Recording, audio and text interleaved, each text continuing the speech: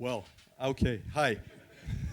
Until we actually make the clicker working, I'm going to be just talking with slide number one, okay? Okay, cool. Hi. My name is Tomislav. I usually call myself Tom in London because it's much easier for people to, because they call me everything else but Tomislav there. So I saved Tom. But Tomislav Kozacinski, I have some Russian roots. I don't know. I've been told. It's a great pleasure to be here. I'm going to be talking today about freelancing and stuff like that. But before we start, I would really like to introduce myself with the next slide. It's not working. It's not working. Okay, I'm going to be clicking on the. It's not a problem. So yes, hello. Hope you're all okay. I said who I am. I'm a freelancer. I've been had like 4 coffees until now and no food, so I'm a little bit jittery, but it's gonna pass, I hope. Okay, so I started my career as web designer. Obviously, you can see I'm one of the amazing designers. This is me. If anybody's using Twitter or Instagram, this is me. It would be really cool for you to tag me so I can share it and brag back home to my parents, like, oh yes, some people have seen me speak. To be completely honest, I wasn't expecting this much people in the room, so I presume everybody wants to know more about freelancing. Before we start, by show of hands, how many people in the room are actually freelancers? 3, 4, 5, 6. Okay, cool. This is going to be amazing. So how many people want to be freelancers? Okay. Yeah, I don't know about everybody else, but maybe I'll change your mind by the end of the talk. So, just a quick disclaimer: sometimes I share porn, so if you're faint of heart, do not follow me. So, who am I actually? Well, I'm a freelancer. I started my career as a web designer.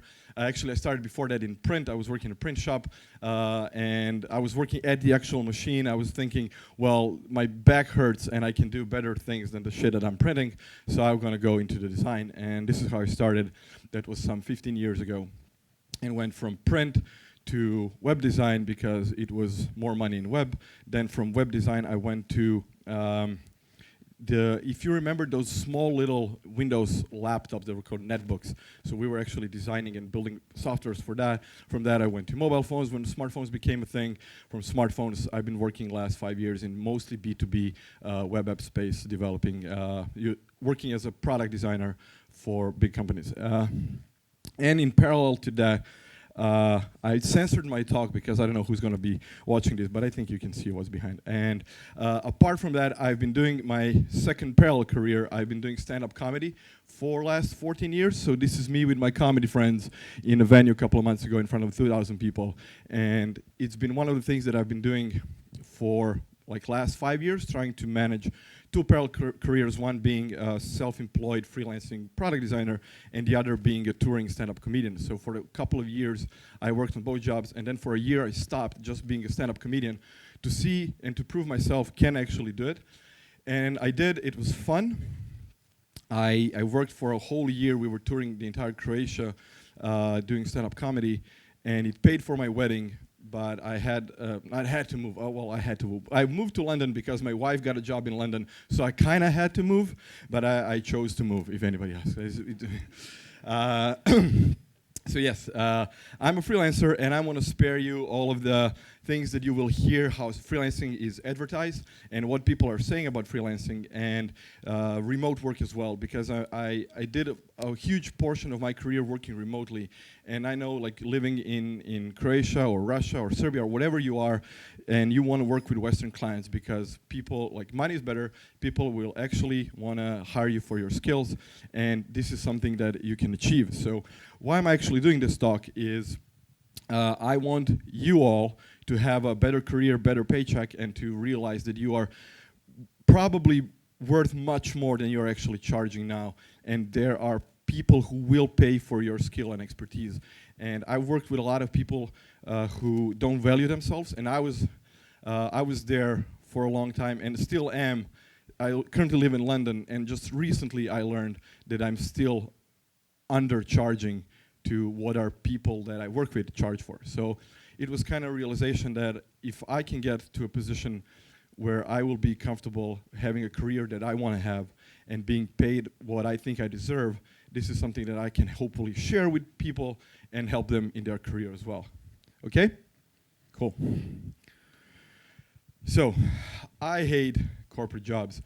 I held one real job in my life for a span of 5 months, and it just wasn't for me. I had problems with authority since I was a kid, and always had clashes with teachers, clashes with older people, blah, blah, blah. And when I started working, it just kind of felt wrong, where I was working for people who knew less than I know about what I was doing, and kind of felt that I could do it on my own, and just didn't fit in. And I was working for 5 months in this company. I was employed as a graphic/web designer. It was years ago, where everything was one thing. Like, oh, you're a designer, you can do all. Like, you know WordPress, and you know graphic, and you know print. Like, yes, we're going to hire you. So I was working as a web/graphic designer for a company that their main product was those roll-up banners that we have and all the pop-up wall. Like, they were printing and selling the shit. But also, they were selling web design. But they were selling, so they were giving web design for free if you buy their roll-up stuff. And I like, that's not how things work. Like, we can make more money on web design than on this, and they were not really understanding around this. So I remember clearly one Friday, it was 2 p.m. on a Friday. We were done with everything for the week, and we were not starting the next project till Monday. And I came to my boss at the time, so like, hey, we're done. It's Friday, it's 2 p.m. Can I go home early, because we have nothing to do anymore. Like, I would like to go home early on a Friday. And she said, no, because we're paying you to sit here till 5 p.m. and you can't go, just find something to do. Like, this is what you chose, so like basically fuck you and just find yourself some work. So I said, okay, thank you for the life lesson, went back into my office. I used the 3 hours that I had to draft a resignation letter, like, thank you for the opportunity, for recognizing my skills, blah, blah, blah. It's been a fun ride, but now I'm out. Peace out, bitches. And I handed that in at 5 p.m., did my notice of 2 weeks, and never looked back. And I started my own company thinking, oh, I can do better. I'm better than these people. I can do better. I'm going to sell stuff that I know how to work. And boy, was I wrong. So in an essence, I was kind of giving the middle finger to the whole, oh, I'm going to work for the man kind of thing. But also, I didn't know anything about business, like nothing. And some people told me, like, hey, you should read a couple of books, and then it's going to be easier for you. And I said, like, why would I read books? I have a company, I'm gonna succeed. And I didn't. My first company went bankrupt in less than 2 years, so that was fun. But I learned, and then I started reading books. I'm going to come back to that later. So the thing is, I've made a lot of mistakes, and I want to help people skip the mistakes that I did. So this is one of the reasons why I'm here. And a lot of people ask me, like, what should I do? And then when you tell them, they kind of don't. So, and I did the same thing. So I know that not everybody's going to listen to me. If just 1% of people listens, that's going to be great. And I know that people always think that they know better, which is sometimes true, but more often than not, it's not. And basically, I just want people to kind of just do a couple of things that people are advising you, and then you're gonna make it on your own and figure it out. So, like, you're the one who needs to, like, free your mind, and then you will succeed, right? And I don't want to be one of those motivational people saying, like you miss 100% of shots that you don't take, but it's kind of true. So you really need to do it. So this is why I'm advocating freelancing. Woohoo! Because this is something that I feel that if you have just a little bit of experience, you can start doing on your own. So you don't have to be an amazing skilled professional to be a freelancer. You can have some skills that you can start selling and like build your career in that path. Some people who have years of experience will have easier time finding a position they want. But even if you don't have experience, you can work on a project and build it really quickly, especially if you're working on something you really want to do instead of like sitting in a company and working on one task for a year and you're basically not moving forward. So before I go further, can somebody tell me, how do you see freelancing? Like anybody, just I will no judging. Like, what do you think freelancing is? Like, what is a freelance? Maybe it's if I work for a company as a developer, 100% I'm working as a developer, and if I'm a freelancer, half of the time at least I work as a sales manager and Everything else. Yeah, that's true.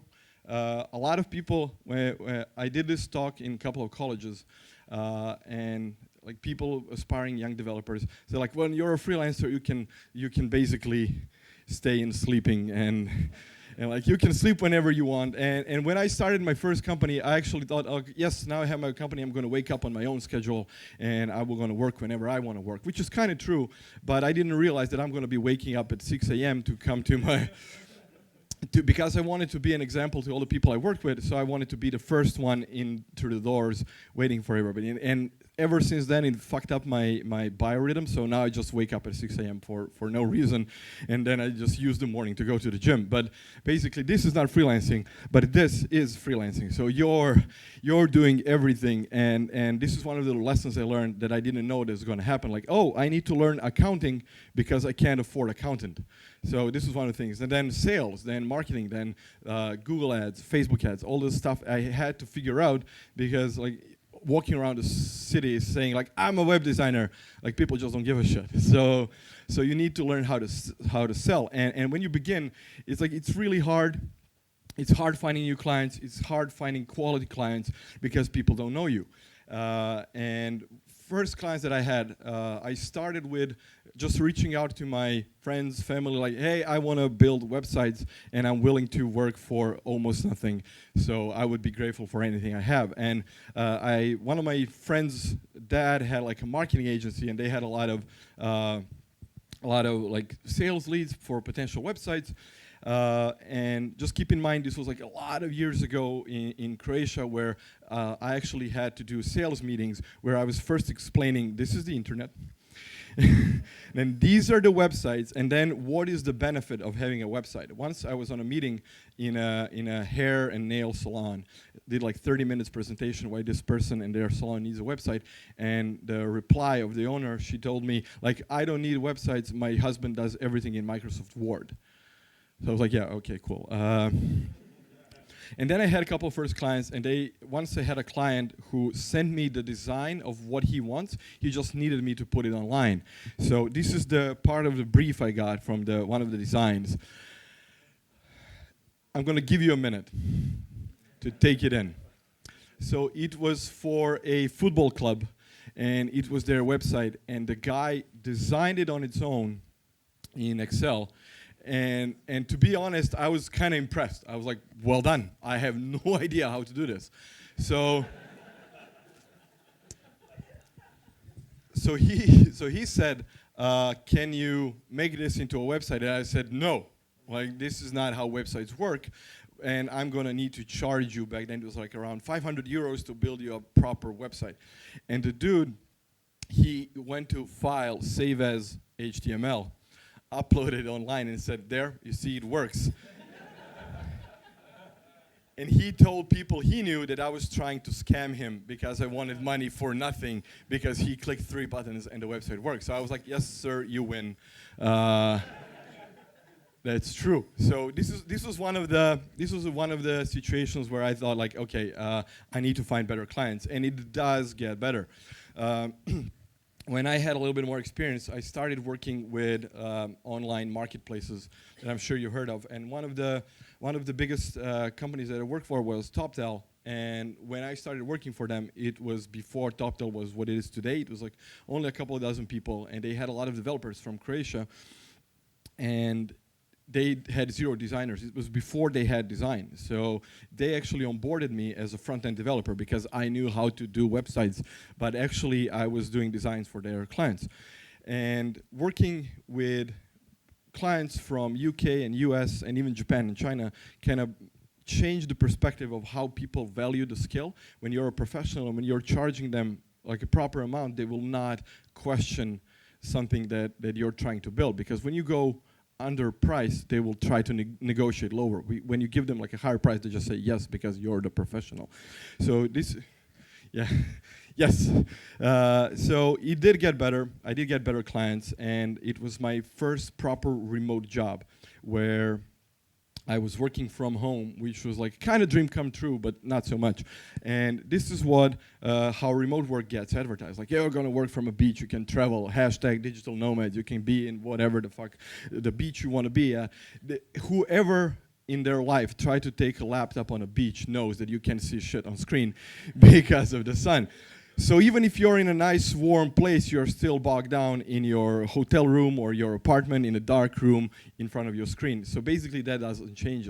That does not change. So what actually happens is this is how remote work usually looks like, and you sleep at work, you sleep in an office or co-working space, because if you're a dumbass like I was, I wanted to do as much work as I can, and I was just saying yes to all the clients. So at one point I had a client in London, one client in San Francisco, and one client in Japan. So it was like all over the map with time zones.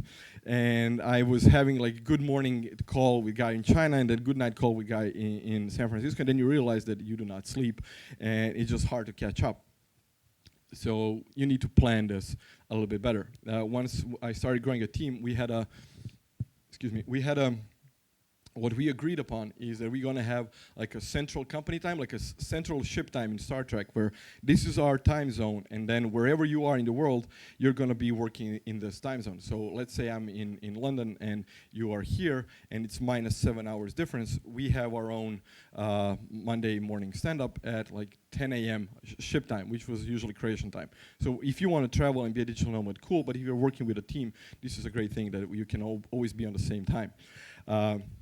One of the biggest problems with being a freelancer is you are alone a lot, especially if you're traveling. And one of the things that you can do is you can find people that you not necessarily will be working with on the same project, but you can be together and then you will kind of not feel alone. One of the biggest drawbacks that I had working from home was something that I later learned was called cabin fever. I didn't know it was a thing, where when you're closed up in your own home, apartment, wherever you are, for extended periods of time, you get depressed, regardless of what you're doing, because when you're not moving, you're just basically, you're going to shit. So you get depressed, you don't move, you don't get exercise, you get crap food, you get food delivered. So it's kind of, it pays to have an active lifestyle, regardless that you're working from home. So how to become a freelancer? It's trying to translate this properly. So it's easy and it's hard, and before, when I started doing this talk, I was always saying people, just quit your job and start doing it. And later realized it's a bad advice because some people actually listen to me, they quit their job. And they couldn't find their first client. So now I do it a little bit more differently, and I would say find your first client first and try to do it in parallel, and then quit your job. So as soon as you realize that there's a place for you in the market, and I'm telling you there is, you are safe to quit your job, because you're all developers here. You know there's a huge shortage of talent. So don't let anybody else tell you otherwise, and you can find a position for yourself, whatever it is. So how to actually start?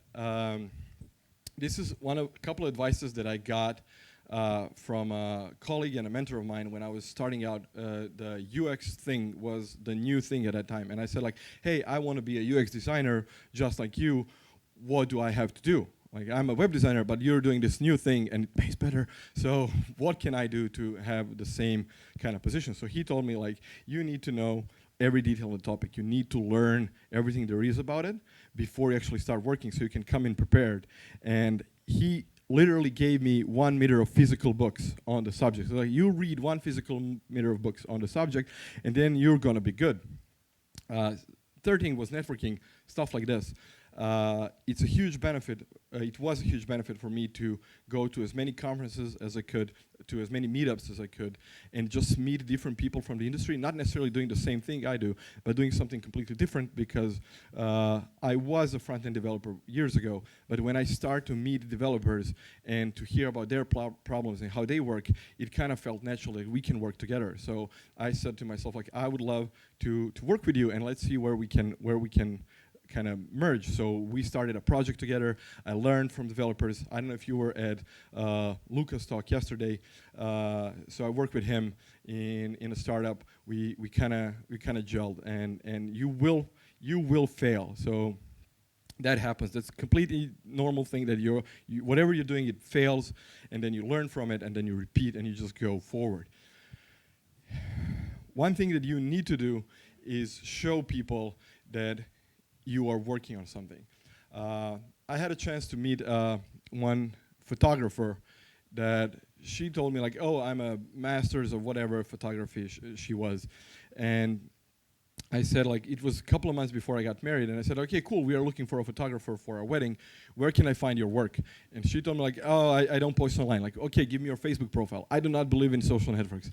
Like, okay, cool. Where can I see what you're doing? And she told me nowhere. She has a exhibition in like a pub in her neighborhood, and like that's like you're living in posting everything in your basement. Like, I don't know that if you're the best in the world at what you're doing and you are not sharing it with everybody and just talking about it, people will not know. You will rarely be the smartest one in the room, but if you're actually just talking, you will get your experience and message across. So people ask me, like, oh, what's your secret of like doing the thing? Like, and the thing is, there's no secret to it. Some of my best friends are developers, and I know that a lot of developers are introverted. It's like, oh, I can't speak in front of a crowd, or I can't go to a meetup. I don't know what to say. Just go and sit. I know this is like a moot point because I'm in front of a full room of developers on a meetup, so it's kind of, but a lot of people will go when their company tells them, like, oh, go for a conference, but when there's something going on locally, they'll just not go because they don't feel comfortable. And even if there's nothing happening wherever you are from, you can be the one who organizes the thing. So there was no web designers meetup in Croatia when I was wanted to go to meetups, and it was really expensive to fly to London to go to a meetup. So a couple of friends and me, we started a meetup group. So like, we started out with a coffee, like 4 designers that are meeting up for a coffee, and it was 6, then it was 8, then it was kind of made sense that we create a Facebook group. It's going to be easier to organize our coffees, and it's now 6 years later, and it's 4,000 people in the group. From in a country of 4 million people, that's a lot of people. And I learned a lot just working with local people, so you would have an idea for a talk or something, you need to test it out in front of people that you know, that you feel comfortable. One time I was on a conference, and this guy approached me and said, like, I love your talk. I want to do a talk in a conference. What should I do? And I said, like, well, submit your idea to call for papers, and they will invite you. And he never done it, so he was not getting invited because he had 0 experience, and people who are organizing stuff like this, they want to see what you can do. So just do a little local thing, record yourself, see what you are doing wrong. And one of the best things that helped me in speaking as well as in stand-up is that I would record myself with a video just to see what am I doing with my hand. Like, you have no idea what your hand is doing when you have no experience, and then you're like all over the stage, like, and I was here and I was there, and it just kind of feels like very wrong. But until you see it, you are not aware of it. And same thing is with your voice. Everybody, when they hear themselves speak, you sound like shit. I thought that I have a really deep macho voice, and then I heard my recording. I was like, oh, I'm this nasally asshole that just sounds terrible. But you kind of adapt it and go forward. But this is one great piece of advice that I had from stand-up that actually applies for meetups and things. So yes, do not dwell in your basement. Just share whatever you have, and it will be amazing. Next thing is communicate. This is very important, especially when you're working remotely. One of the biggest mistakes I did working with clients is I would get on a project, I would start working on it, and I think, oh, this is amazing, I'm doing great work. When I'm done, I'm going to send it over, and they're going to be amazed, which is kind of true. But the thing is, when they are across on the other side of the planet, they do not know what you're doing. So they kind of feel, if I'm paying this person to work from home, how do I know that he's working? So one of my friends told me that he communicates daily. I never time tracked in my life. And no real client should ever ask you to track your minutes or seconds or hours or whatever. If you're honest and you really work on whatever it is they're paying you, there's no need for doing time tracking. But a great help is for you to communicate on the end of the day. Today I did this is the progress you've made, and then they know that you're working, and they will feel much more at ease. So by the time you're done, they will see the progress, and then they will have no problem with accepting whatever you've done and then finally paying you. Find a supportive team. I started out on my own, and one of my closest friends is a developer, and we were working together on in the same company, but we were not working on the same project. He was working for his own clients. I was working on my own, but it was the feeling of not being alone in an office that really helped me, because it kind of made it easier to come to work every day, or just to have somebody to talk to, have somebody to look at whatever you're doing, just give you the fresh pair of eyes, because at some point you will just not know what is good anymore. So at the end of the day, you do you and do what you love. One of the reasons that I'm doing this is, like I said, I want to help people progress in their career. And me coming from Croatia, and I did this talk a couple weeks ago in Serbia, and I'm pretty sure that it's not fairly different from Russia. We are all kind of raised poor.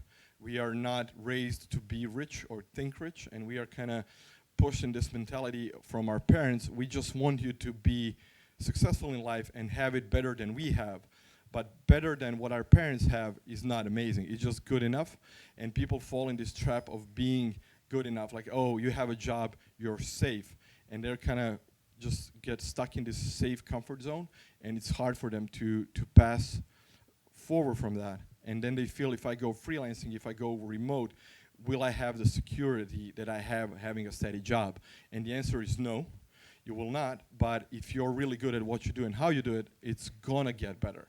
This is something. So it goes from here to here, but then it goes like this. And if you're just working steady, it just goes like this. So the thing is what you actually want to do. And I think you can have it better if you do it for yourself.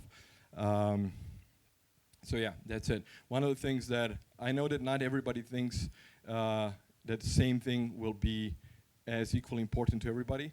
One of the primary things for me is, like, I'm not money driven. So I'm more than happy to take a less paying job that gives me the flexibility so I can do stuff like this. So currently I have a client that I work with, and I told them I'm going to Siberia for 5 days, and they said fine.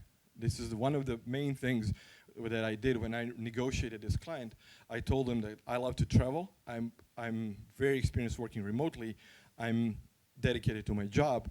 And when I was negotiating the project, main thing it was, we are negotiating the end result of what I'm doing, not the time I spend in the office or in the chair. So this is one of the most important things, was I want them to value the results of my work, not how much time I spend in the office or working on their project. So when I told them that I will be happy to take a smaller day rate than my average counterpart in London, but I can have the flexibility to work from home when I want, and then work and travel when I want. It gives me the flexibility to do this, and to be in Serbia a couple weeks ago, and then before that in Turkey or whatever. And some people really value, like, I don't know, one of my friends, first thing he got with his money was a car. I don't need a car in London, he needs a car in Croatia, but everybody has the same thing that's important to them. My most important thing is traveling and spending more time with my wife. So you need to find what makes you happy, and then you can see if you can work it with this career. Thank you. I am done. So.